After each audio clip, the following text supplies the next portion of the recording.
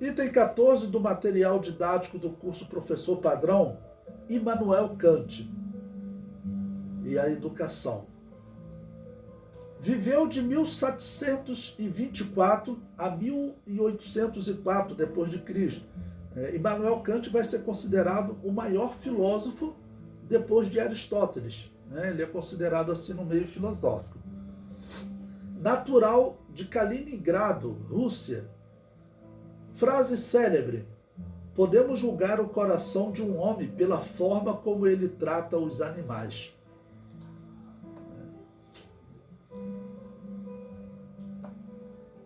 E é verdade, né?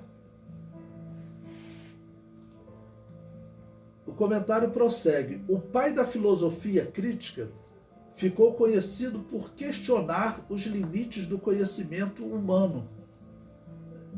Os limites do conhecimento humano vai ser algo muito discutido até nos dias de hoje, né? Porque, por exemplo, no século XX, nós tivemos um teorema chamado Teorema de Gödel. Teorema de Gödel. Foi considerado a segunda maior descoberta do século XX, só atrás da teoria da relatividade geral de Albert Einstein. Então, o Teorema de Gödel, ele diz que, e ele se aplica a todas as ciências, é um teorema matemático, né? Ele diz que a ciência jamais chegará ao conhecimento final de todo e qualquer assunto. Então, qualquer área da biologia, da astronomia, tudo, de alguma maneira, ele diz, o ser humano está limitado e ele jamais vai alcançar o conhecimento final de todo e qualquer assunto. Inclusive foi considerado provado, né? É uma questão matemática e ele ganhou o prêmio Nobel por essa descoberta. E por que ele diz isso? Ele diz que todas as ciências hoje, ela tem como fundamento, ela tem como base um axioma, né? E axioma, ou seja, ela tem como base algo que ela não pode provar. Então, logo, ela não vai alcançar o conhecimento final de tudo. Então, essa parte, né, do pensamento dele, eu acho bem interessante. Eu acho bem interessante porque mostra como a escola cética, de uma certa maneira, estava errada, né? A escola cética entre os gregos era aquela que dizia não há verdade, ou seja, mas significando que o homem jamais alcançará o conhecimento final em um determinado tema. Ele nunca vai alcançar a verdade final. Essa seria, no meu entender, a melhor definição. Eles acreditam que o homem é limitado e o Teorema de Gödel provou que o homem é limitado. E acabou que tivemos uma confirmação aí com a morte daquele ateu chamado Steve Hawking, né? Steve Hawking, quando ele morreu, ele estava tentando provar, né, que este universo ele deriva de outro universo. A necessidade da explicação, né, da existência desse universo, da origem desse universo, né, que o Big Bang diz isso. Esse universo, ele nasceu, ele começou. Como ele começou? Os cristãos respondem, é o que nós sempre dissemos, que Deus criou o universo, né? Antes do Big Bang, a ciência dizia que o universo era eterno, mas acabou ficando provado que não, ele começou. Então Steve Hawking estava tentando provar como ele começou. Ele morreu e as pessoas ficaram, e agora? Se perdeu, né, toda a esperança. Mas descobriram que ele deixou um artigo científico escrito, enviado para revisão 10 dias antes. E eles ficaram na esperança. Bom, esse artigo ele vai comprovar a teoria, né, a hipótese do multi-universo, né, do multiverso. Esse universo deriva de um outro universo, tá bom?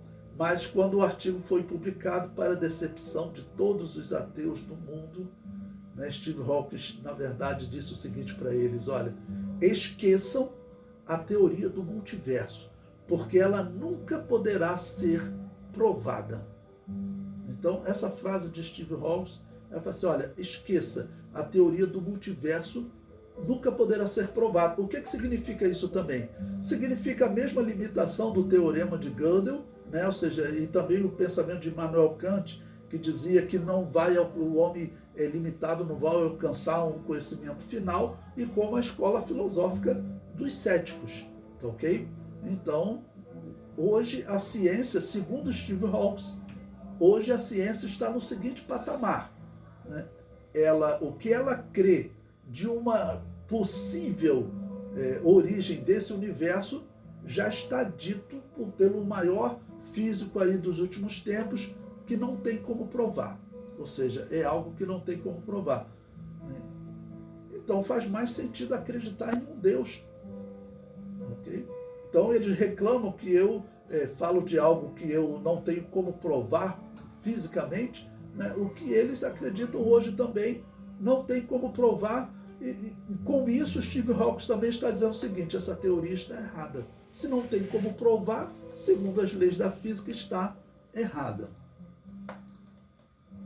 Bom, prosseguindo aqui na leitura de Immanuel Kant, suas ideias mudaram a atenção da filosofia ocidental, que passou a ser muito mais focada na experiência humana e em como isso afeta a percepção da realidade. Ok? Todo esse texto tirado também desse site que fala sobre os filósofos mais importantes da história. Bom, para Kant, resumindo o pensamento dele, ele diz que a educação possuía 4 pilares: cuidado, disciplina, instrução e formação, né, que é a conclusão de tudo. Então, ele dizia, o homem tem necessidade de cuidados e de formação. E o que são cuidados? Todas as ações dos responsáveis pela educação do educando. Então, todas as ações dos educadores sobre o educando. Isso é o que ele chama de cuidado. Ok? Claro, você vai aplicar a criança, mas em qualquer outra educação que a pessoa for executar. Então, como ela educa, como ela transfere esse conhecimento, é o cuidado, são as ações. E o que é disciplina? Ele diz que a disciplina é aquilo que transforma a natureza animal do homem em humanidade. Né? Porque o homem é um animal naquele sentido de que animal é aquilo que tem ânimo, que se movimenta. Ele não é um vegetal, ele é um animal, tá ok? Mas deixar de passar a ser mais do que um animal, né? E se tornar humano, para ser humano, ele precisa de disciplina. Por isso é que o anticristo diz que ele é o antidisciplina, né? Ele é o sem lei, antidisciplina, tá ok? Enquanto, claro, a disciplina é essencial para o homem. O homem sem disciplina, segundo Kant, vira um animal. É nisso que o anticristo vai transformar o homem. Bom, em terceiro lugar, instrução. Além de disciplinas, é necessário que elas aprendam a pensar por si mesmo. Então, você vai disciplinar as crianças, você vai disciplinar o novo convertido, tá ok? Mas, além de toda essa disciplina que você passa na vida dele, instruindo ele, você tem que também fazer com que elas aprendam a pensar por si mesmo. Isso Kant chama de instrução, né? Ensinar a pessoa a pensar por si mesmo. E formação é a assimilação e prática de todo esse conjunto da educação. A educação é um processo que cabe apenas ao homem. O homem é o sujeito, objeto e objetivo da educação. A educação só serve para o ser humano. Então ele dizia, o homem depende da educação para alcançar a plenitude do seu destino. Então, pensando nessas 3 coisas, o homem, vamos dizer, como sujeito, objeto e objetivo, o homem, ele alcança, vamos dizer, uma plenitude, um máximo, alcança um grau máximo do seu destino, ou seja, do que ele consegue construir, tá ok? Ele depende de quem para alcançar isso? Ele depende da educação. Kant via a educação como um processo que possui a sua primeira fase na infância e se eleva até quando adulto. Era assim que ele definia. A primeira fase é o desenvolvimento do corpo, da disciplina e da submissão às leis e às autoridades legitimamente constituídas. Então eu destaquei corpo, disciplina e submissão. Claro, porque a saúde da pessoa também, o corpo faz parte dessa educação, desse desenvolvimento. Disciplina, né, porque ele aprender a controlar o tempo certo das coisas, aprender a dizer não para aquilo que deve ser dito não e sim para aquilo que deve ser dito sim. E a submissão. Submissão aqui, claro, começa da lei do Estado, né, a lei legitimamente constituída, e todas as outras leis que de alguma maneira existirem, ele deve, vamos dizer, respeitar. A sociedade tem uma lei de tratar os idosos dessa maneira, então ele vai se submeter a todo tipo de lei. Olha, eu vou ingressar nesse grupo, eu vou ingressar numa igreja. Aqui existe uma lei interna, isso é chamado de regimento interno. Então, se eu estou entrando nesse grupo, eu também vou me submeter a essa lei. Então, submissão a todas as leis legitimamente constituídas. Kant tem uma obra que não foi escrita por ele, mas é atribuída a ele porque foi um discípulo dele que pegou todas as anotações de Kant, né, e publicou aquelas anotações de Kant com o título Sobre a Pedagogia. Então a gente diz que é uma obra de Kant. Ele diz nessa obra, na página 11, o homem é a única criatura que precisa ser educada. E podemos até que pode ser educada, né? Você não vai considerar o treinamento que se faz com o cachorro como educação, né? Nós sabemos hoje que tudo que se faz com os animais, todas aquelas coisas estão de alguma maneira escritas no DNA deles, o que os antigos chamavam, né, vamos dizer, de uma atitude natural do animal, ok? Tudo aquilo que é natural do animal, hoje nós sabemos que está escrito no DNA dele. Instinto, na verdade, é o quê? É o que está escrito no DNA do animal. O comentário prossegue. Ainda na página 11, Kant diz: por educação, entende-se o cuidado de sua infância, a observação, o trato, a disciplina e a instrução com a formação. Consequentemente, o homem é infante, educado e discípulo. Disciplina, porém, é puramente negativa.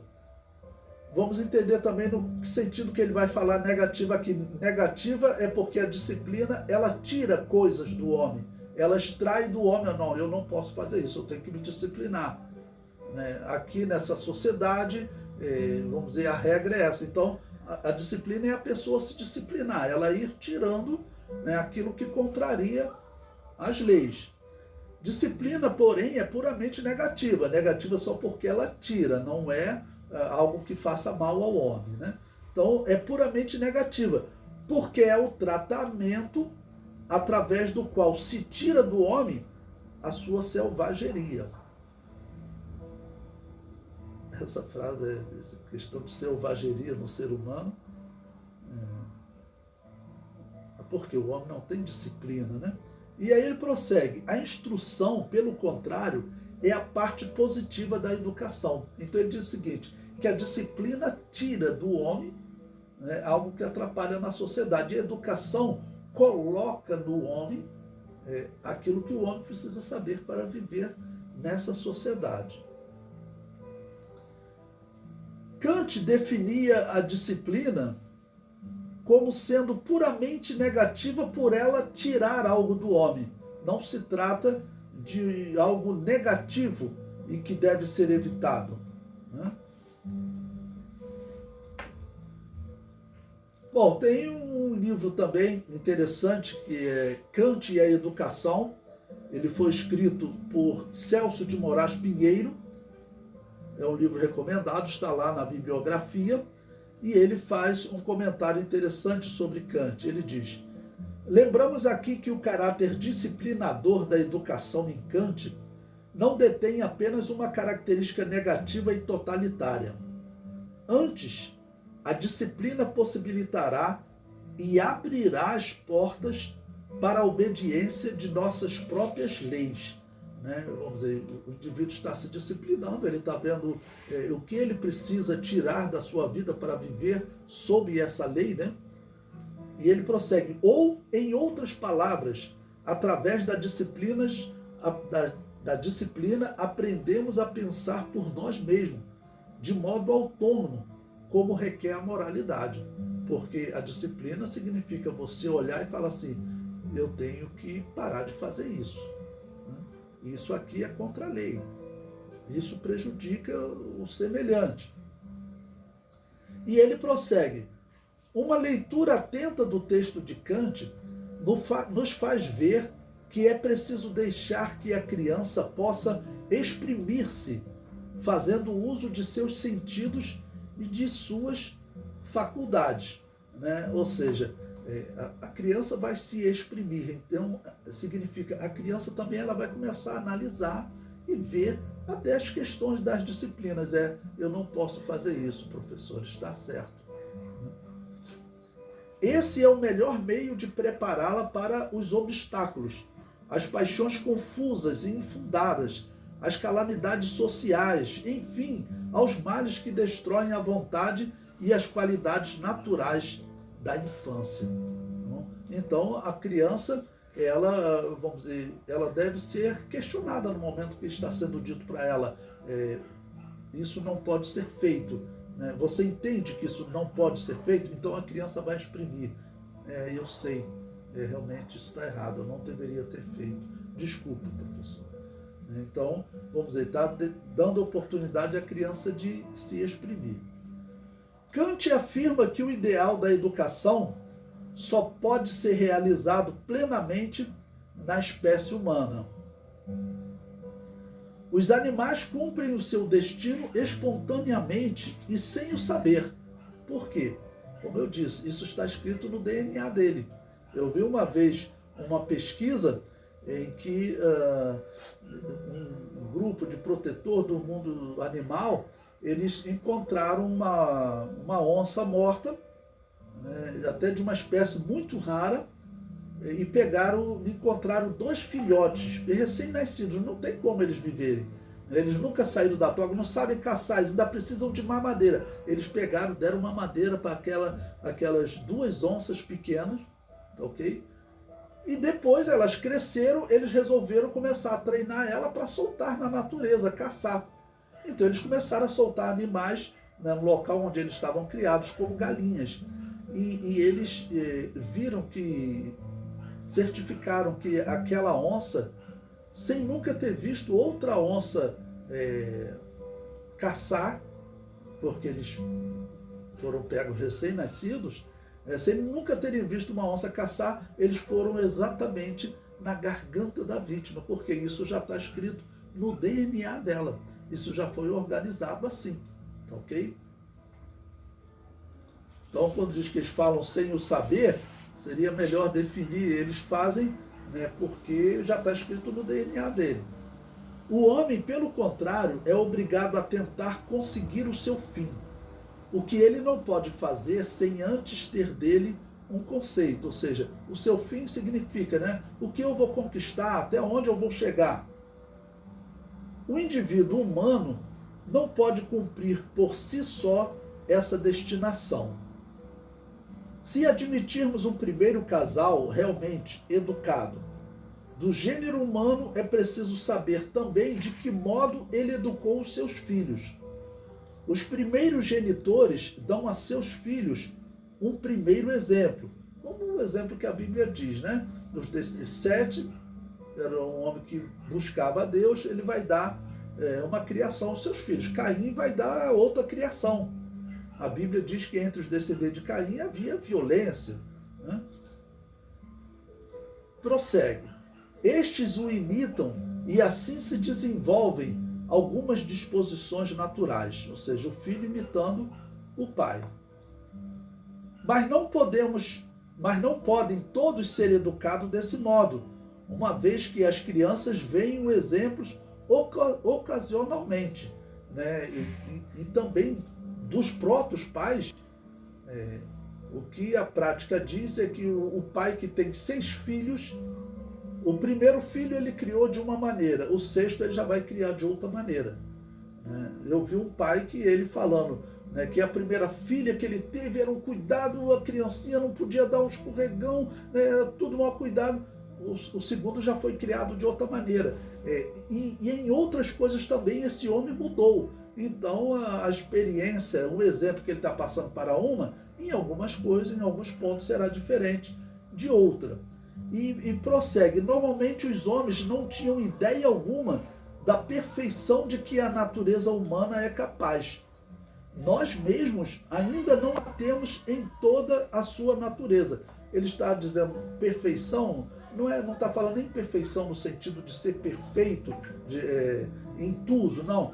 Vamos dizer, o desenvolvimento que o homem poderia alcançar, né? E realmente o que nós já conseguimos fazer hoje, eu fico maravilhado. Eu vi a reportagem de um médico, um cientista, que ele operou, e agora já é comum, ele operou uma criança, fez uma cirurgia na criança dentro do ventre da mãe. Eu acho isso espetacular. E até a tecnologia da informação, né? Eu acho espetacular você poder usar um aparelho, um celular, para poder enviar uma imagem pelo espaço, usando, né, as correntes elétricas. E as pessoas consideram isso comum, mas eu acho isso espetacular, você mandar uma foto pelo espaço. Esse é um desenvolvimento, né, do conhecimento do ser humano que eu acho espetacular.